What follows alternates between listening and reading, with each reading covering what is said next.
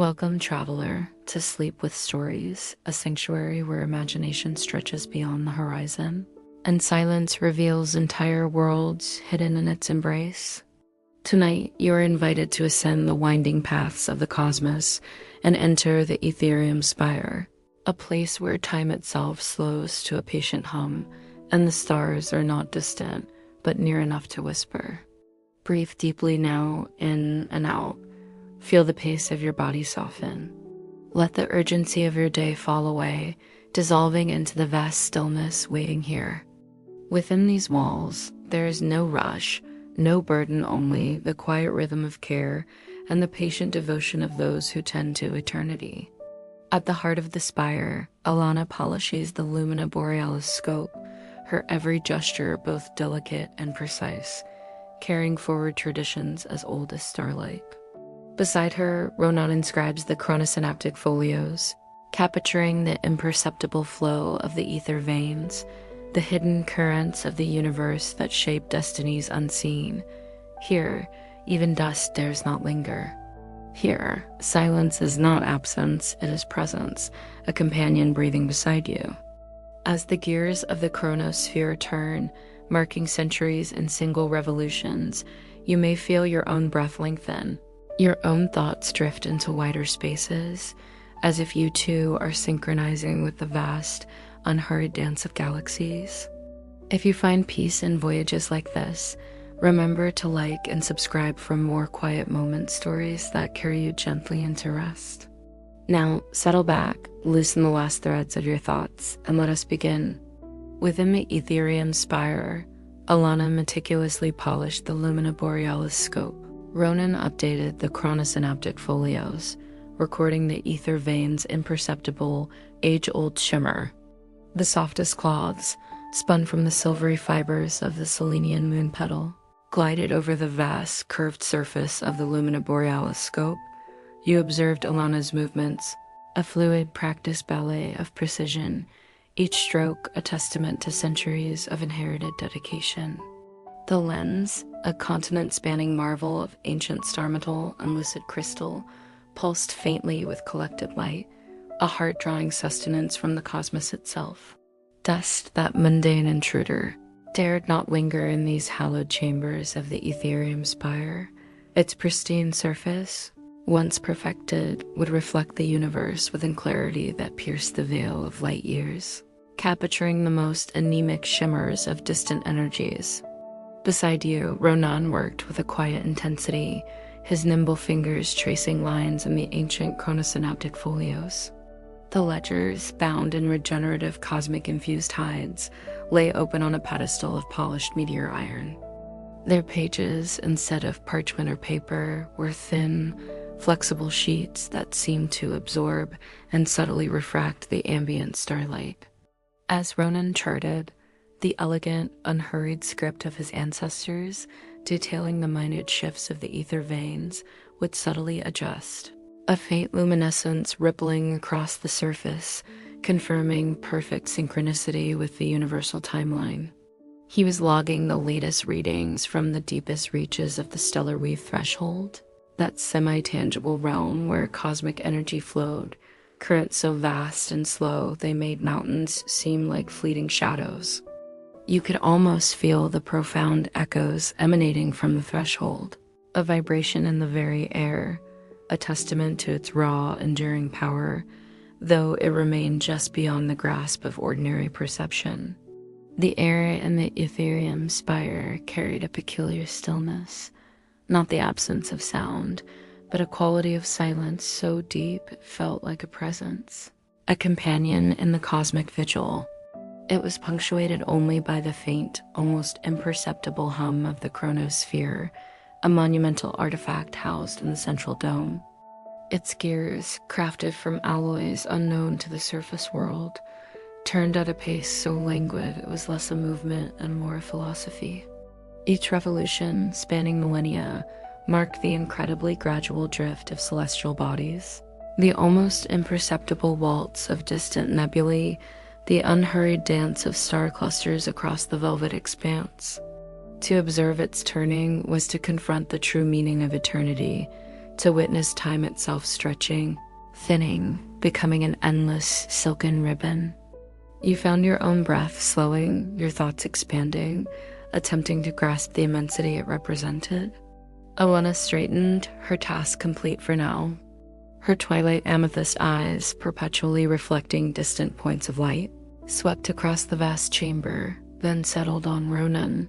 There was a quiet acknowledgement between them, a shared understanding of their profound responsibility.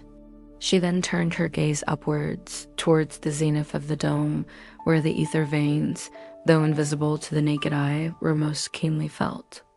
They were not dazzling spectacles, but faint, comforting glows that shifted imperceptibly over centuries, threads of cosmic energy weaving through the fabric of existence.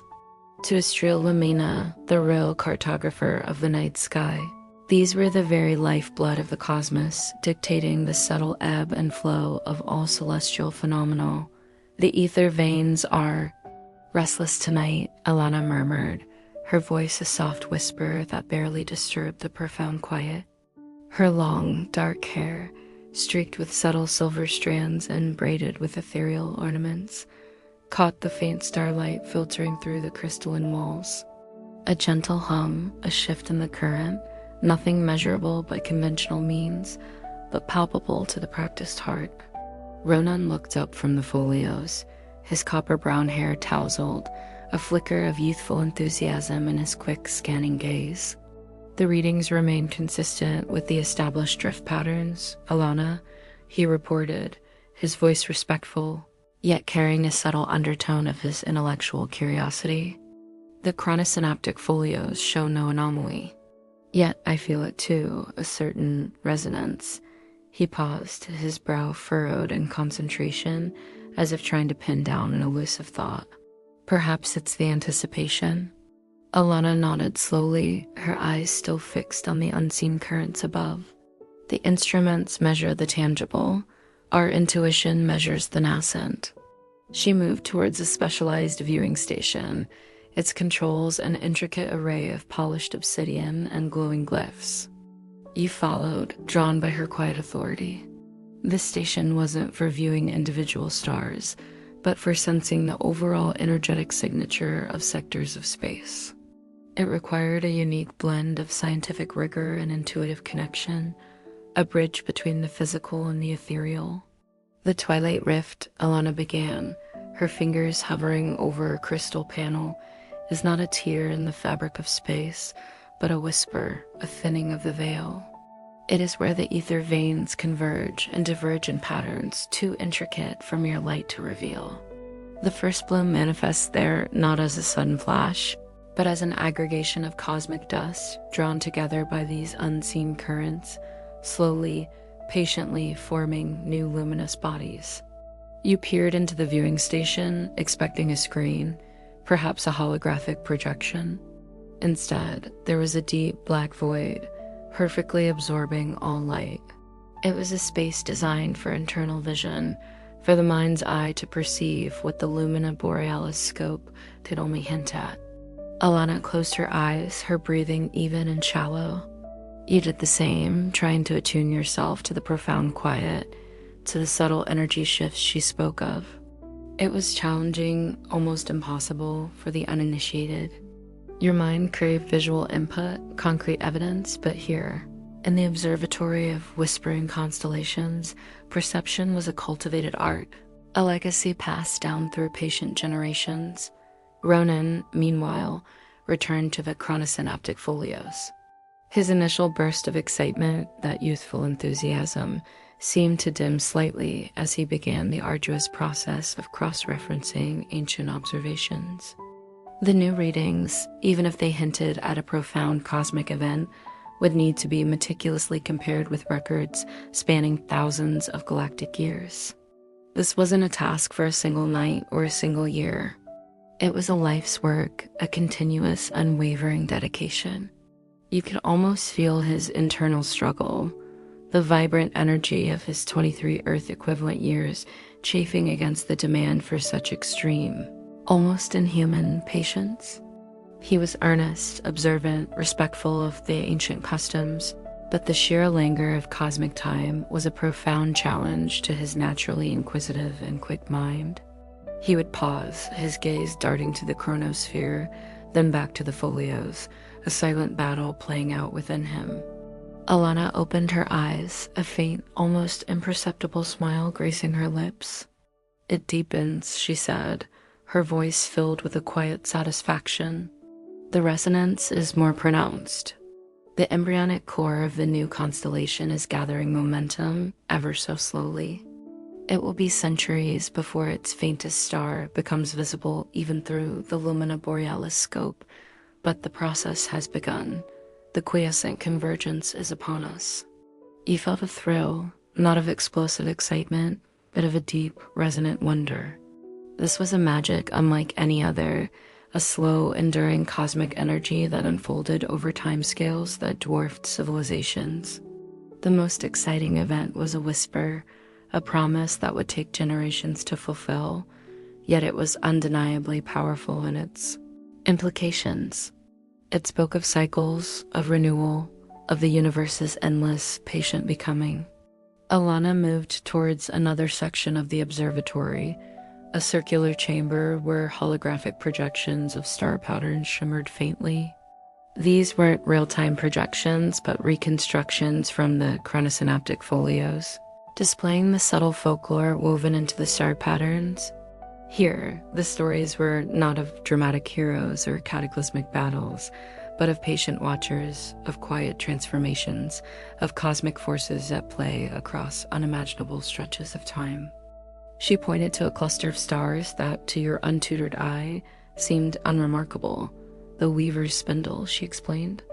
"Our ancestors believed it represented the continuous creation of the universe. Each star a thread, each nebula a pattern woven into the cosmic tapestry by unseen hands. The story tells of a humble cartographer, much like ourselves, who, through sheer dedication over countless lifetimes, became one with the stars, guiding their subtle movements through the power of pure observation." The narrative continued, soft and soothing, describing celestial beings who communicated not through words, but through the shifting patterns of light, their messages unfolding over eons. It was a world where meaning was found in the imperceptible, where the greatest deeds were acts of quiet vigilance and unwavering patience. You found yourself drawn into the ancient tales, their gentle rhythm lulling your mind into a state of profound contemplation. The very silence of the observatory became a character, a vast, receptive ear to the cosmic whispers. Ronan joined them, having completed another section of his tedious but crucial work. The folios record an increase in the ether veins' oscillatory frequency near the twilight rift. "Alana," he reported, a genuine spark of excitement in his eyes, momentarily overriding his impatience. "It's still infinitesimally small, far below any threshold of concern, but it's a deviation from the millennia-long baseline. It corresponds with the projected period for the first bloom." Alana smiled, a rare, radiant expression that briefly illuminated the quiet chamber. "Excellent, Ronan. Our ancestors' predictions based on observations from before the last quiescent convergence hold true. It takes a certain courage, does it not, to dedicate one's life to charting a phenomenon that one will never fully witness?" Ronan nodded, a newfound solemnity settling over him. "It requires faith, Alana, faith in the continuity of our purpose, and faith in the slow, unfolding majesty of the cosmos." He looked at you, a shared sense of wonder passing between you. "Imagine to contribute to a mosaic that only future generations will see completed, to lay the foundation for a constellation whose first light will be celebrated by your descendants centuries from now." The work continued, as it had for countless generations, and as it would for countless more. Alana returned to the Lumina Borealis scope, not to polish, but to calibrate, adjusting its vast, intricate mechanisms by infinitesimal degrees, preparing it for the multi-generational task of capturing the faintest, nascent light from the twilight rift.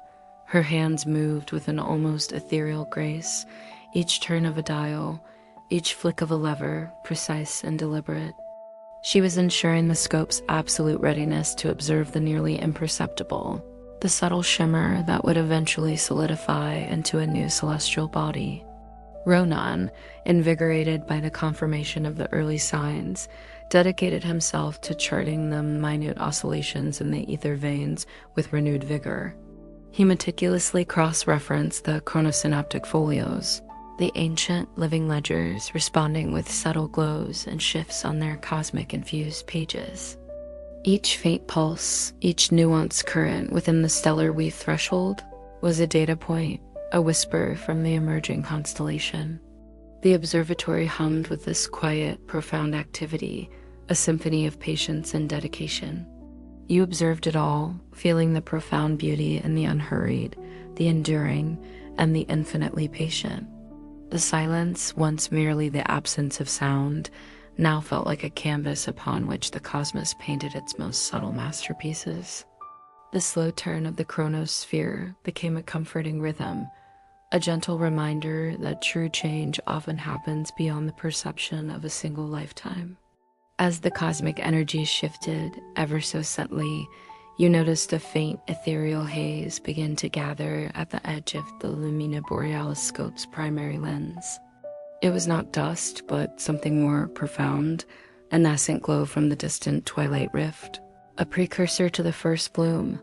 The faint ethereal haze, gathering at the edge of the Lumina Borealis scope's primary lens, was not merely a visual phenomenon.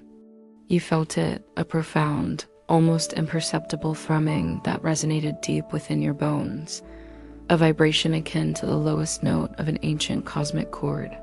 It was a nascent glow indeed, but also a nascent presence, a precursor to the first bloom, the first tangible whisper of a new celestial body forming in the distant twilight rift. Alana, her amethyst eyes now closed in deep concentration, extended a hand towards the haze, not to touch it, but to gauge its energetic signature. Her movements were slow, deliberate, each shift of her body a studied economy of motion. You noticed the subtle tension in her lithe frame, not of stress, but of focused attention, like a conductor poised before an orchestra of 1,000 stars. She was reading the cosmic currents with a sensitivity that defied instrumentation, her connection to the ether veins almost symbiotic. The air around her seemed to shimmer faintly, as if the ambient starlight itself was bending to her will, listening to her quiet communion with the emerging constellation. Ronan, at the chronosynaptic folios, looked up, his expression a mixture of awe and scholarly rigor. The folios indicate a harmonic convergence, Alana, he reported, his voice hushed, as if speaking too loudly might disrupt the delicate cosmic process. The increase in ether vein oscillation is stabilizing, now forming a resonant frequency that aligns with the embryonic pulse patterns documented during the last quiescent convergence nearly 3 millennia ago. The records speak of a similar energetic signature preceding the crystallization of the Weaver's Pearl Nebula. Alana opened her eyes, a soft light emanating from them, reflecting the ethereal haze before them. Precisely, Ronan. The universe reveals its secrets not in grand declarations, but in the most patient of echoes. The Weaver's Pearl, once merely a faint shimmer, now graces our night sky with its gentle luminescence. This new formation, in its own time, will too. We are witnessing the first breath of a stellar child. She turned to you, her gaze profound. To understand the cosmos, one must learn to read the silence between the stars, the imperceptible shifts that unfold across timescales beyond our comprehension. You felt a deep sense of privilege, observing this sacred process. The Ethereum spire, once merely a magnificent structure, now revealed itself as a living entity, its ancient star-middle walls breathing with the subtle energies it gathered, its lucid crystal domes humming in harmony with the celestial dance. The Lumina Borealis scope, no longer just a colossal lens, felt like a vast, sensitive eye, patiently gathering light that had traveled for countless ages, light that carried the very blueprint of creation. Alana gestured towards a nearby control panel, its surface smooth, cool obsidian, embedded with glowing glyphs that pulsed with soft, rhythmic light. The preliminary charting of the first bloom is not about visual identification, not yet. It is about understanding the gravitational and energetic vectors that guide its formation. The ether veins, these unseen currents, are the true architects. She began to input a series of commands, her fingers moving with an almost balletic grace, each touch precise, intentional. The glyphs responded with subtle changes in luminescence, a silent conversation between cartographer and cosmos. Ronan joined her, leaning over the panel, his youthful enthusiasm now tempered by a profound reverence. The chronosynaptic folios describe a pattern of 8 suns during this phase, he murmured, pointing to a complex array of symbols on the control panel's display. It suggests that the emerging constellation will initially appear to draw energy from 8 established stellar nurseries, acting as cosmic anchors for its nascent form. It's a remarkable symbiotic relationship, a universe nurturing its own rebirth. Alana nodded. Indeed, it speaks to the interconnectedness of all things. No star is truly alone, no nebula forms without the subtle influence of its cosmic neighbors. Our task is to document these relationships, to chart the invisible threads that bind the universe together. She activated a holographic display, not of the current sky, but a projection of theoretical ether vein flows overlaid with faint, almost ghost-like points of light representing the projected paths of cosmic dust and gas. It was a map of what would be a prediction woven from millennia of patient observation and intuitive understanding. The projected image shimmered in the center of the chamber, a silent, intricate dance of energy and potential. You saw the subtle eddies and currents, the gentle spiraling of unseen forces. It was like watching a slow-motion ocean where currents move not in seconds or minutes, but in centuries and millennia.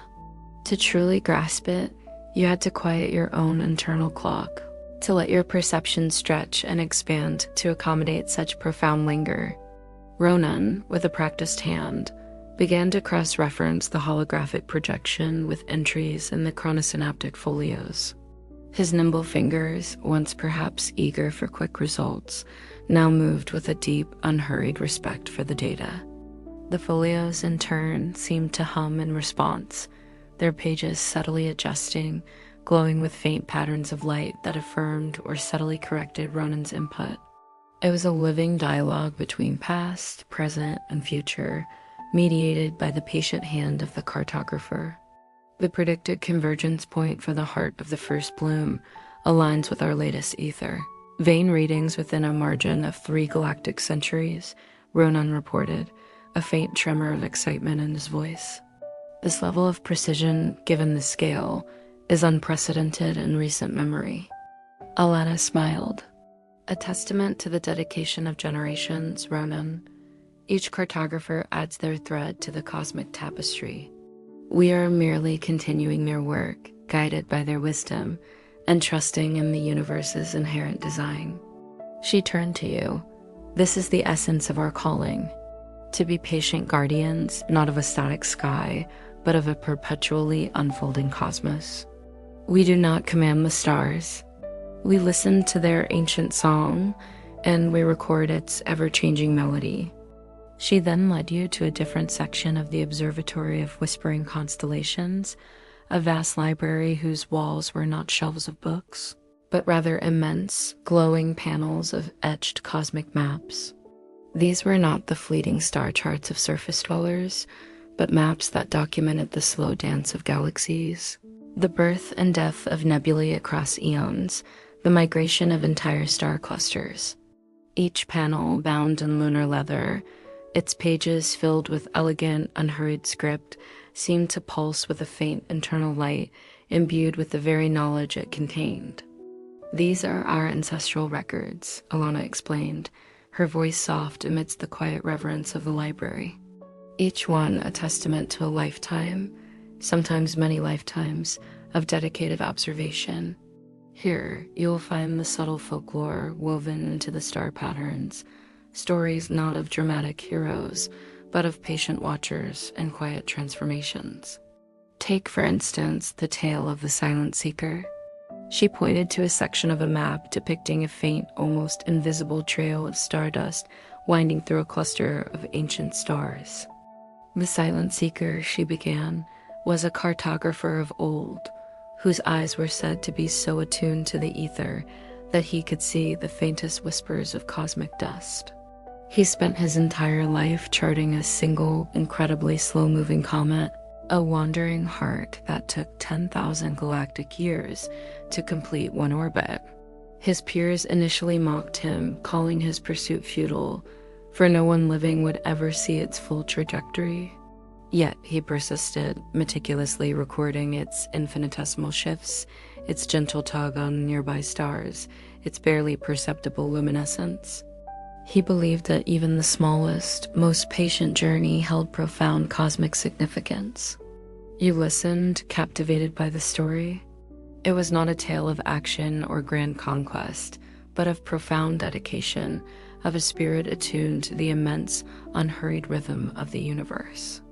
Alana continued. Over generations, his descendants continued his work, each adding to the ledger until, after many millennia, the wandering heart finally returned to its starting point. And when it did, it brought with it a new, faint nebula, born from the dust it had slowly, patiently gathered over its long journey. The Silent Seeker, through his unwavering patience, had unknowingly become the midwife to a new celestial body, his observation a silent act of creation. The story resonated deeply, echoing the very essence of the first bloom of the twilight meridian. It emphasized that true cosmic events unfolded on a scale that demanded a different kind of heroism, one of quiet vigilance, enduring patience, and an almost spiritual connection to the slow, deliberate forces of creation. Ronan, who had been listening intently, walked over to a different section of the library, his hand gently tracing the elegant script on one of the ancient ledgers. It is these stories, Alana, that help temper the impatience, he admitted, a rare vulnerability in his voice. To know that our work, however incremental, however slow, contributes to something so vast, so enduring. It makes the centuries feel less like a burden and more like a privilege. Alana placed a reassuring hand on his shoulder. That is the wisdom of the ages, Ronan, to find profound beauty in the unhurried, to understand that the greatest transformations are often the most subtle, the most patient. Our ancestors did not seek immediate gratification. They sought harmony with the cosmos, a harmony that unfolds over eons. You felt your own perception of time shifting, dissolving into the languid pace of the Ethereum spire. The urgent rush of your former world seemed a distant, irrelevant memory. Here, time was not a linear progression of moments, but a vast, shimmering ocean. With currents so slow, they were almost imperceptible, yet infinitely powerful.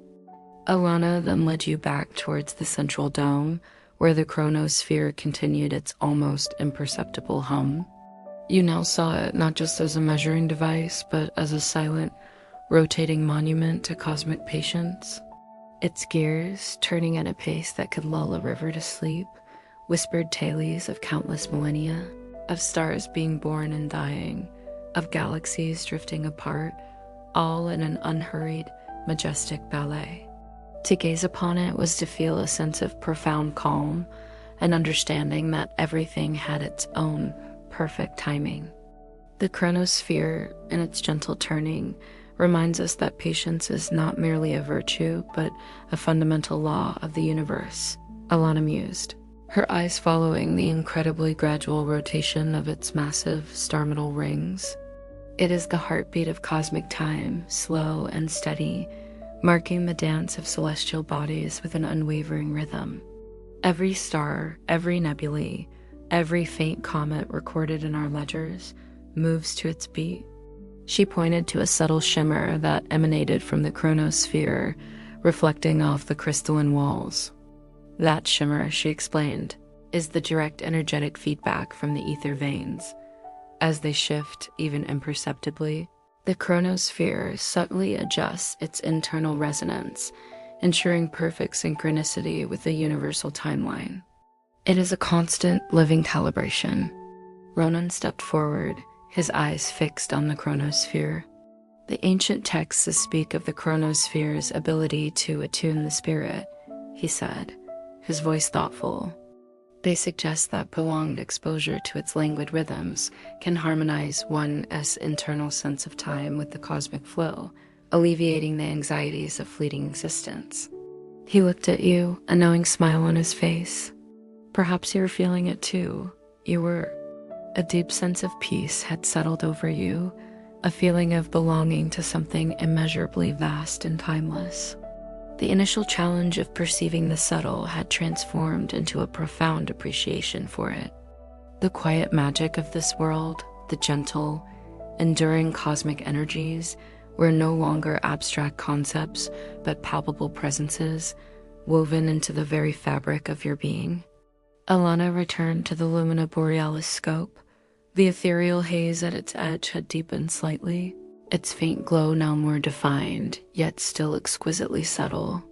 She began the meticulous process of charting this nascent light, her hands moving with the same precise, dedicated care you had observed earlier.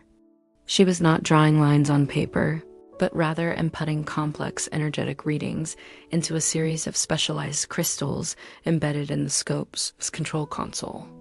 These crystals would then subtly grow the data, storing it not as static information, but as a living, resonant record.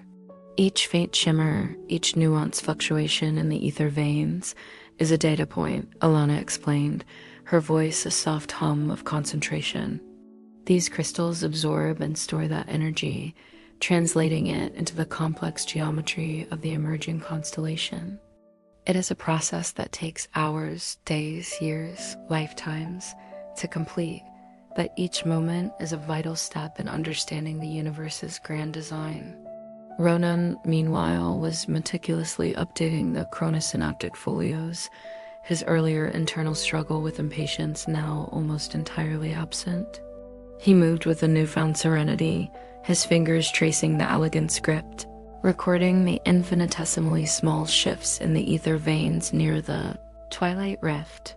The pages of the folios pulsed with soft light under his touch, absorbing the new data, seamlessly integrating it into the vast ancient record. Each entry was a tiny act of cosmic preservation, ensuring that the legacy of observation would continue uninterrupted for millennia to come.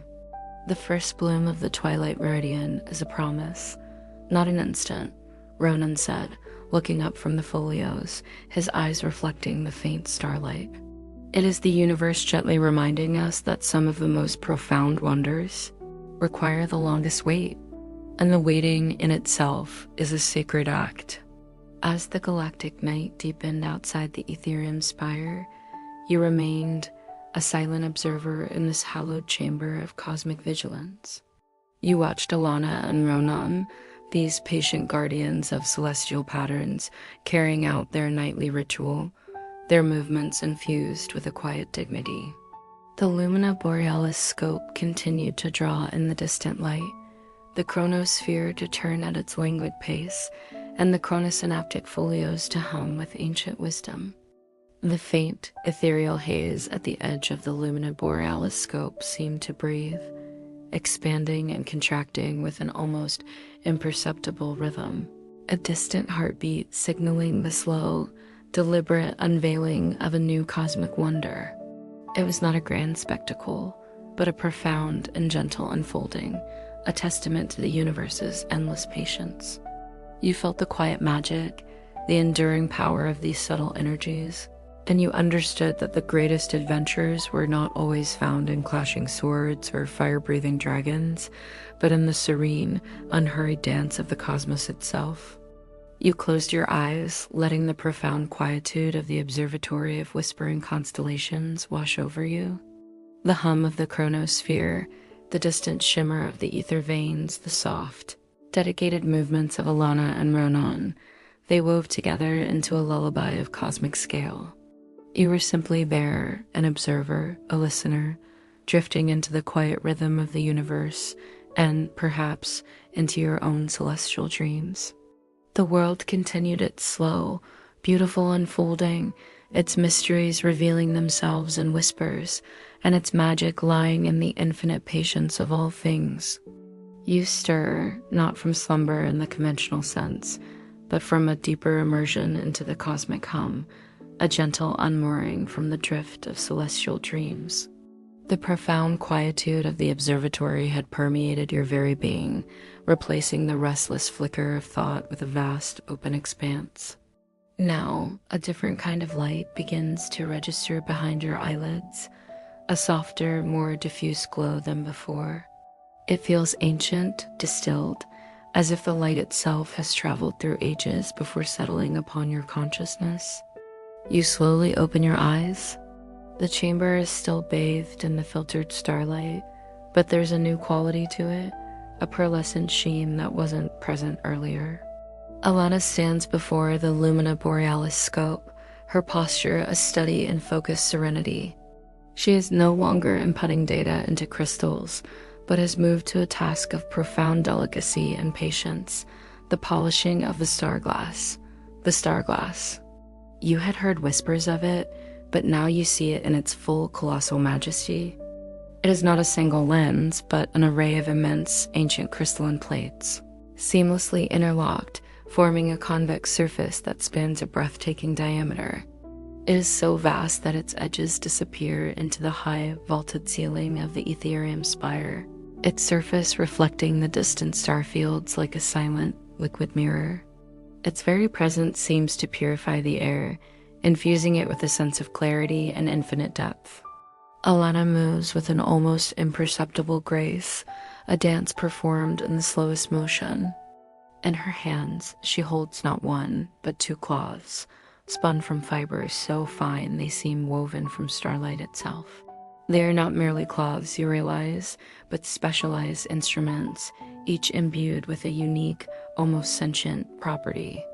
One, a deep midnight blue, absorbs cosmic motes and etheric residue. The other, a shimmering silver, imparts a protective, luminous sheen, ensuring the pristine clarity required for light that has traveled for countless ages. You watch as she begins the ritual. Her first touch upon the starglass is so light, so utterly gentle, it barely disturbs the ambient air. She uses the midnight blue cloth, moving it in concentric circles, starting from the outermost rim of one of the immense crystal plates. Her arms extend, her lithe frame leaning into the task, every muscle working in quiet harmony. It is a process that demands absolute focus, a complete surrender to the moment, for even the smallest imperfection, a stray dust mote, could subtly distort the ancient light, leading to inaccuracies in the millennia-spanning charts. Hours stretch into what feels like an eternity, yet the time does not drag. Instead, it seems to expand, each moment becoming a universe in itself. The slow, rhythmic motion of Alana's hands, the whisper-soft sigh of the cloth against the polished crystal, the profound silence of the Ethereum spire, all these elements weave together into a meditative symphony. You notice the subtle silver strands in her dark hair, catching the reflected starlight, seeming to glow with an inner luminescence, a testament to her lineage and her centuries-long dedication. Her twilight amethyst eyes, perpetually reflecting distant points, are now fully absorbed in the task, observing not just the surface of the starglass, but the subtle, energetic currents that cling to it. Ronan, too, is engaged in the ritual, though in a more supporting role. He stands nearby, his nimble fingers carefully arranging a collection of similar cloths, each nested in a velvet-lined star-metal case. His quick, scanning gaze, usually darting with youthful curiosity, is now fixed on Alana, absorbing every nuance of her movements. He is learning not just the physical technique, but the spiritual discipline required for such a sacred task. You see him occasionally mimic her breathing, a deep, slow intake and exhalation, synchronizing his rhythm with hers, aligning himself with the unhurried pulse of the spire. When Alana finishes a section with the midnight blue cloth, Ronan steps forward, offering a fresh, meticulously folded silver cloth. The exchange is silent, a choreography of deep understanding. Alana takes it, and with the same profound gentleness, begins the second phase of the polishing, the imparting of the luminous sheen. This cloth seems to hum faintly as it glides across the star glass, leaving in its wake a faint, almost imperceptible trail of starlight. It's as if she's not just cleaning the lens, but infusing it with new light, awakening its inherent cosmic properties. As the polishing continues, you become aware of a subtle shift in the ambient energy of the chamber. The Lumina Borealis scope, now truly pristine, seems to draw in the distant light with even greater clarity. The ethereal haze of the first bloom, still barely visible, now appears with a sharper, more defined edge, a faint, almost crystalline structure beginning to assert itself within the nebulous glow. It is a change so minute, so gradual, that a less patient observer would surely miss it, but here, in the heart of the observatory, every infinitesimal shift is noted, understood, and revered. Alana, her task nearing its completion, pauses, her hands still resting gently on the polished star glass. She closes her eyes again, her lithe frame still, almost merged with the colossal lens. You sense her reaching out, not with her physical senses, but with an inner perception, attuning herself to the newly refined cosmic signals.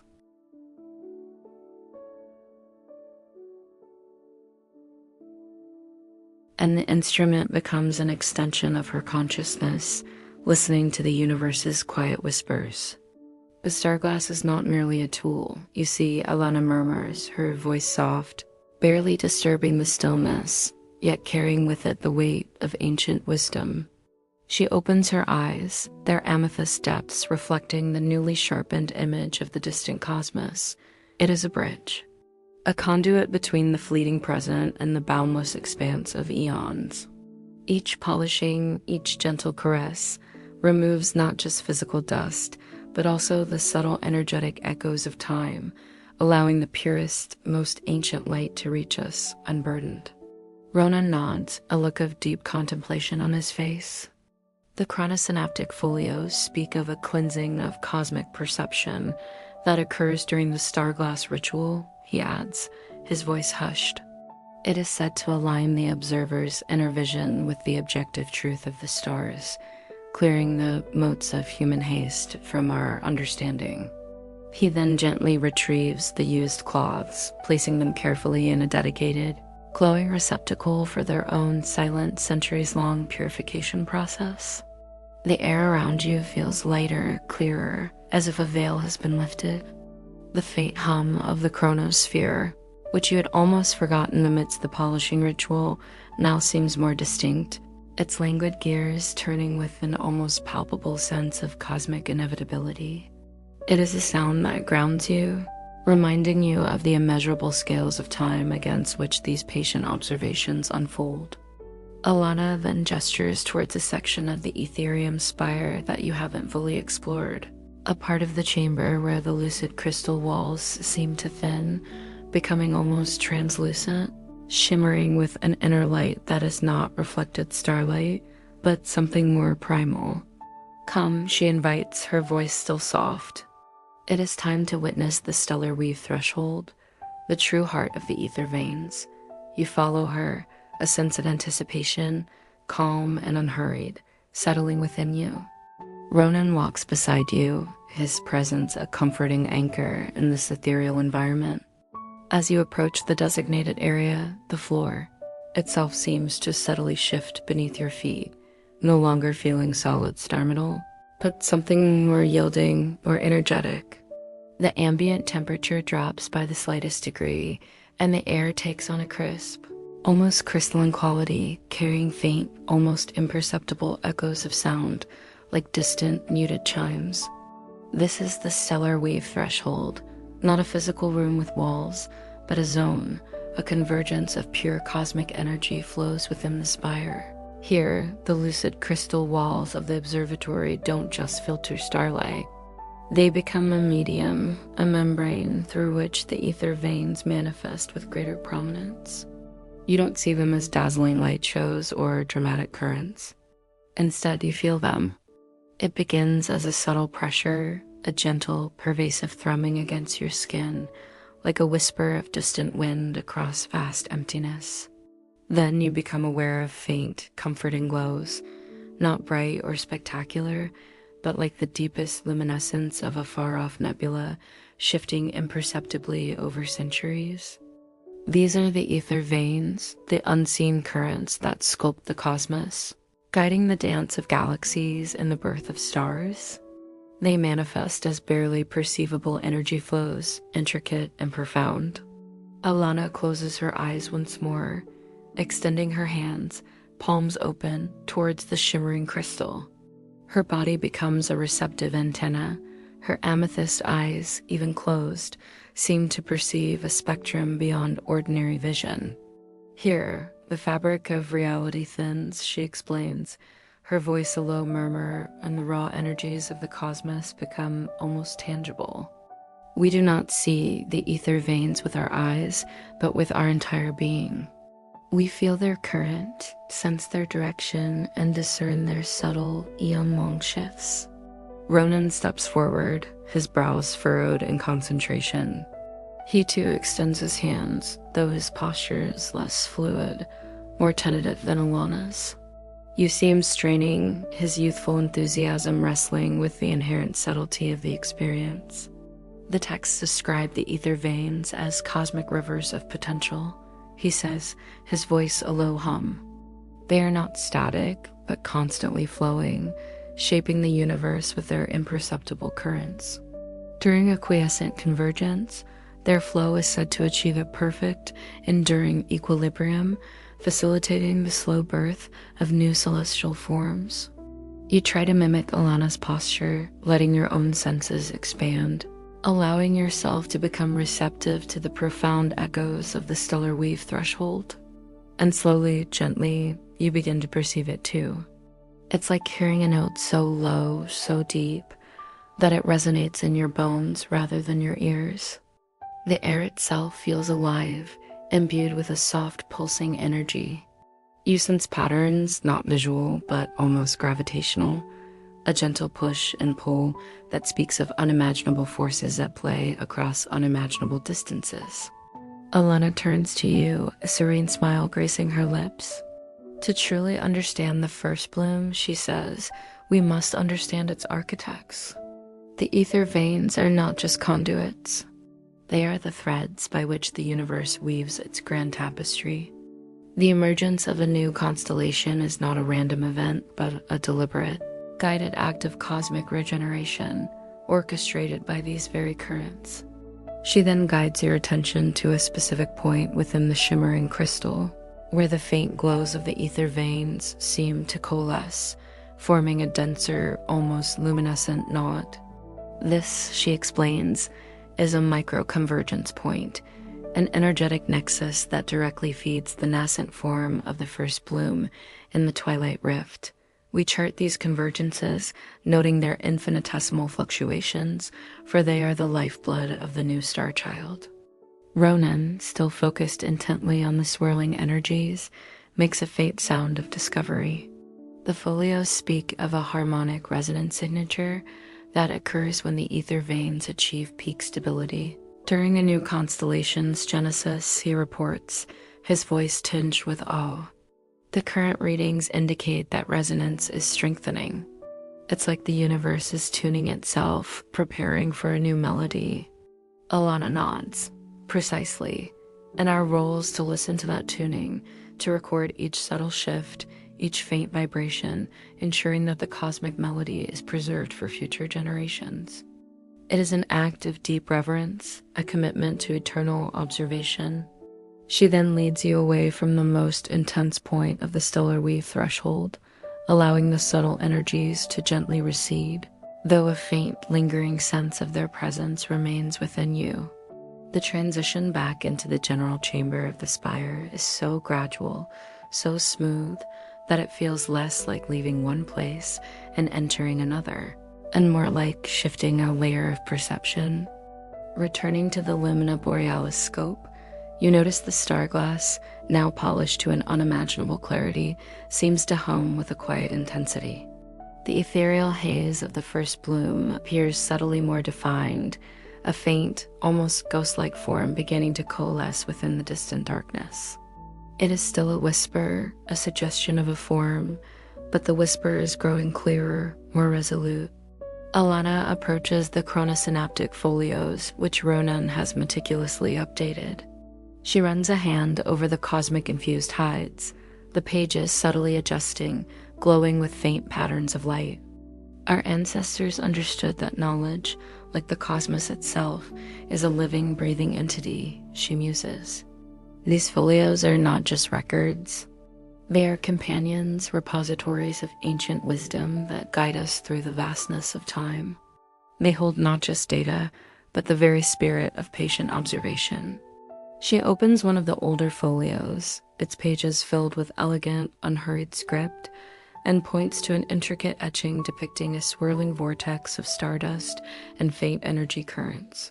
Here, for instance, is the tale of the Weaver of Threads. Her voice takes on the cadence of a storyteller, soft and hypnotic. Long ago, in a cycle almost forgotten, there was a cartographer known as Lyra. Her unique gift was not in charting bright stars, but in perceiving the interstitial threads, the faintest, almost invisible filaments of cosmic dust and nascent energy that connect distant star clusters. Her peers, absorbed in the grand spectacles of supernovas and planetary births, dismissed her work as trivial, for these threads move so slowly, their influence so subtle, that 1,000 lifetimes might pass before any discernible change occurred. Yet Lyra persisted. She spent her days and countless nights meticulously mapping these delicate connections, using a specialized lens of her own design, woven from solidified moonlight. She believed that these invisible threads were the true arteries of the universe, carrying the lifeblood of cosmic interaction. For 300 galactic years, Lyra charted a single, almost imperceptible thread that stretched between two ancient dying galaxies. Her family line continued her work, generation after generation, each adding to the intricate map of this one tiny cosmic connection. They recorded every infinitesimal ripple, every gentle tremor, every subtle accumulation of dust along its path. It was a task of immense, almost unimaginable patience. Then, after nearly 2 millennia, the two dying galaxies, drawn together by forces too subtle to be measured by conventional means, began their final languid dance of merger.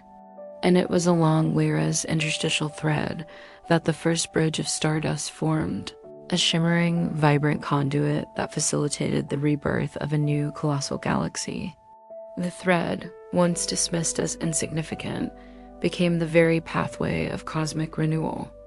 Lyra, through her unwavering dedication to the smallest, most patient observations, had uncovered a fundamental secret of galactic evolution, a testament to the profound power of the unhurried. The story resonates with the very core of your experience in the Ethereum Spire. It is a world where heroism is measured not in grand gestures, but in profound patience, where discovery unfolds over eons, and where the most significant truths are often found in the imperceptible. Ronan, listening intently, traces a symbol on the folio's page. The Weaver of Threads, he muses, a beautiful echo of the ether veins and the first bloom itself. It reminds us that our work is not about rushing to see the destination, but about honoring the journey, however long it may be. Alana smiles, a quiet, knowing expression. Indeed, Ronan, the universe teaches us that true progress is often the slowest, most deliberate kind. It is in the unhurried that enduring strength is forged. You feel a profound sense of integration, a deep connection to this philosophy. The anxieties of your former world, the relentless pace, the clamor for instant results, now seem alien, a distant hum against the vast, silent symphony of the cosmos. Here, in the heart of the Ethereum spire, under the patient gaze of Alana and Ronan, you are learning to read the silence, to appreciate the imperceptible, to find beauty in the endless, slow unfolding. Alana moves back to the Lumina Borealis scope, her focus returning to the first bloom. She begins to make a series of new inputs into the specialized crystals embedded in the console. The ethereal haze, now slightly more substantial, is yielding new energetic signatures, fainter than the previous ones, but richer in detail. Each input is a painstaking act of translation, transforming raw cosmic energy into the complex, living geometry that will eventually form the new constellation. It is a process that stretches beyond the span of any single life, a collaborative effort across generations of cartographers, each adding their precise, dedicated thread to the cosmic tapestry. Ronan, beside her, meticulously records these new, finer details in the chronosynaptic folios. His fingers, once perhaps restless, now move with a quiet reverence, his expression one of deep, abiding respect for the slow, meticulous work. The pages of the folios pulse with a soft internal light as they absorb the new data, shimmering with patterns that mirror the nascent constellation, growing in complexity with each passing moment, each passing hour, each passing century. The first bloom is a living poem, Ronan says, looking up from the folios, his eyes reflecting the soft glow of the data. And we are its patient scribes, documenting each line, each stanza, as the universe slowly, deliberately reveals its verses. As the galactic night deepens further, or perhaps as the concept of night itself blurs into the eternal twilight of the Ethereum spire, you remain an observer, a silent participant in this sacred vigil. The Lumina Borealis scope, its star glass now perfectly polished, continues its silent vigil, drawing in the ancient light. The chronosphere, in its stately, almost imperceptible turning, measures the dance of eons. The chronosynaptic folios hum with the accumulated wisdom of countless generations. The faint ethereal haze at the edge of the Lumina Borealis scope, the first bloom of the twilight meridian, continues its slow, majestic unveiling. It is not a sudden explosion of light, but a gentle, deliberate blossoming, a cosmic flower opening over millennia. You feel the profound quietude, the enduring power of these subtle energies woven into the very fabric of your being.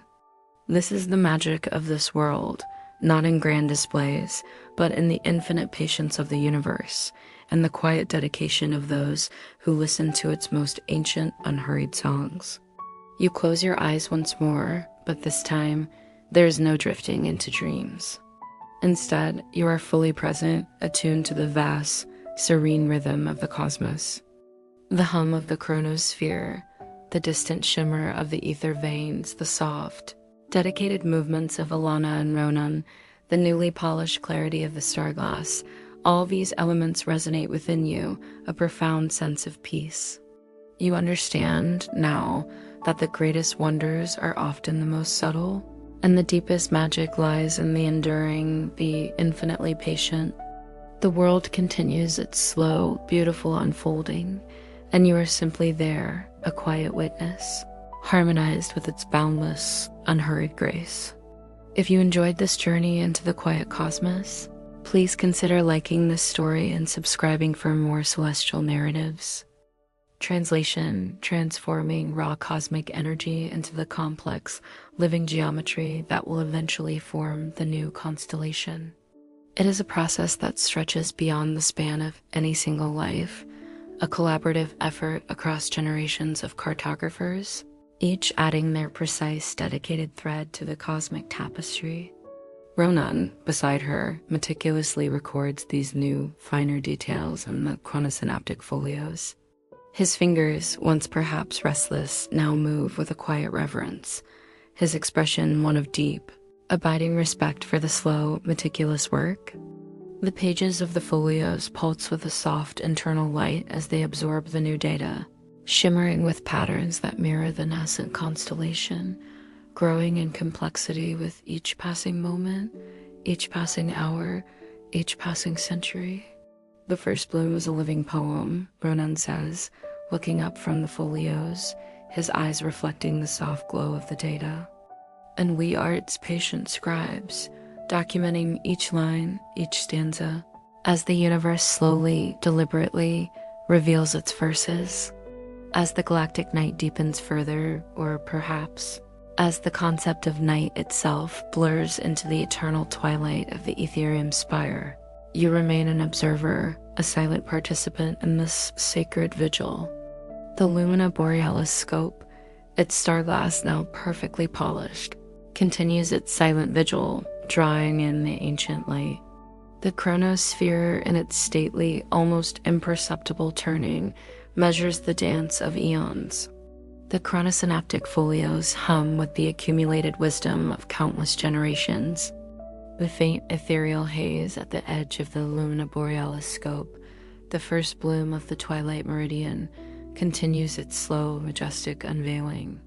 It is not a sudden explosion of light, but a gentle, deliberate blossoming, a cosmic flower opening over millennia.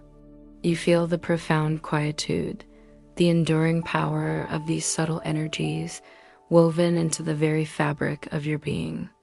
This is the magic of this world, not in grand displays, but in the infinite patience of the universe and the quiet dedication of those who listen to its most ancient, unhurried songs. You close your eyes once more, but this time, there is no drifting into dreams. Instead, you are fully present, attuned to the vast, serene rhythm of the cosmos. The hum of the chronosphere, the distant shimmer of the ether veins, the soft, dedicated movements of Alana and Ronan, the newly polished clarity of the starglass, all these elements resonate within you, a profound sense of peace. You understand now that the greatest wonders are often the most subtle, and the deepest magic lies in the enduring, the infinitely patient. The world continues its slow, beautiful unfolding, and you are simply there, a quiet witness, harmonized with its boundless, unhurried grace. If you enjoyed this journey into the quiet cosmos, please consider liking this story and subscribing for more celestial narratives.